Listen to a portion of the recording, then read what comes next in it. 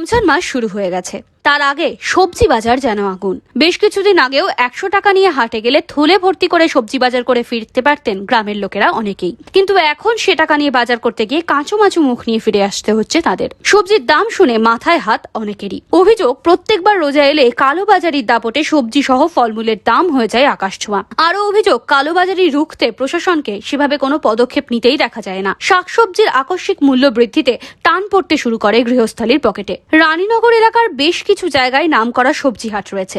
তার মধ্যে অন্যতম হলো গোধনপাড়া, রানীনগর, শেখপাড়া, কাতলামারি, নবীপুর, শেয়ালমারি ইত্যাদি। তবে সব হাটেই সবজির দাম কম বেশি একই। যেখানে আলু পেঁয়াজের দাম সাধ্যের মধ্যে থাকলেও শাকসবজির দাম বেড়েছে আকস্মিকভাবেই। 3 থেকে 4 টাকা দরে বিক্রি হওয়ার লেবুই প্রতি পিস এখন 15 থেকে 20 টাকায় বিক্রি হচ্ছে।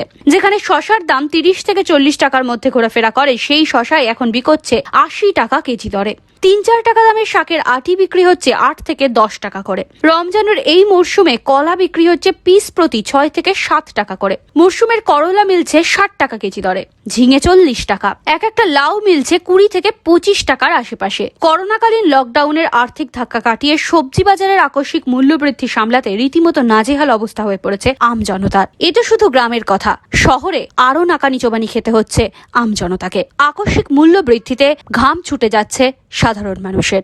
এই তো শশা বাজারে কিনলাম, শশা 70 টাকা, ভোটাটা কিনেছি 30 টাকা, মুড়ি চামড়া 40 টাকা, মুড়ির দামটা ঠিকই আছে, 40 টাকা ঠিকই আছে, কিন্তু আনুষঙ্গিক একটা লেবু যেখানে 5 টাকা আজকে 10 টাকা আজকে।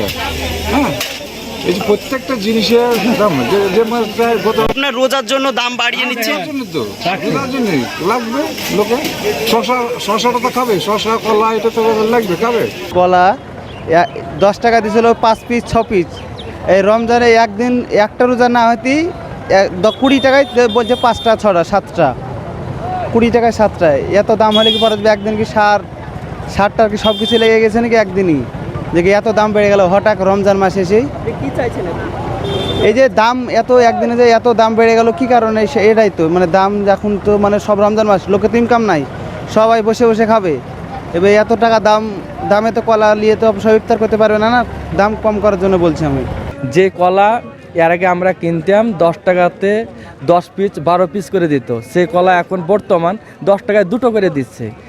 এটা প্রশাসন দেখুক, একটু তল্লাশ করে দেখুক। জিনিসের এত দাম হলে এই গরিব মানুষরা রমজান মাসে কি করে কিনে খাবে? যে খেজুর দেখতে পাওয়া ছিল এর আগে 80 টাকা কিলো, সেই খেজুর এখন বর্তমান 120 টাকা কিলো। একেরে গরিব মানুষরা তো কিনে খেতে পারবে না।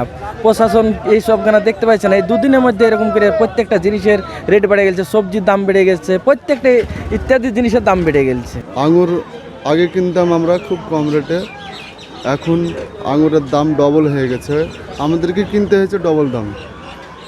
এবং অন্যান্য যা ফল আছে সেগুলো সমস্ত ফলেরই দাম বাড়া, এটা আমরা বেশি দামে কিনে আনছি এবং আমরা এই কারণে বেশি দামে বেচতে হচ্ছে। ফলের দাম আগে কেমন ছিল, এখন কেমন?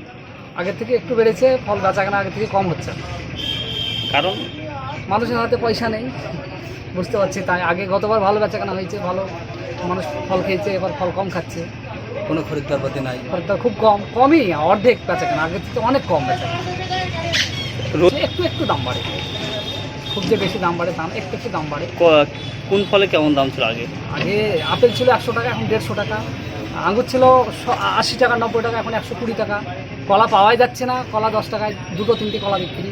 লেবু ছিল 8 টাকা, এখন 15 টাকা। লেবুর দামটা ভালো বেড়েছে। সমস্ত মার্কেটের দাম এত আকাশ ছোঁয়া হয়ে গেছে, এখানে আমাদের নতুন কোনো ভাষা দিয়ে আপনাদের বোঝাতে পারবো না।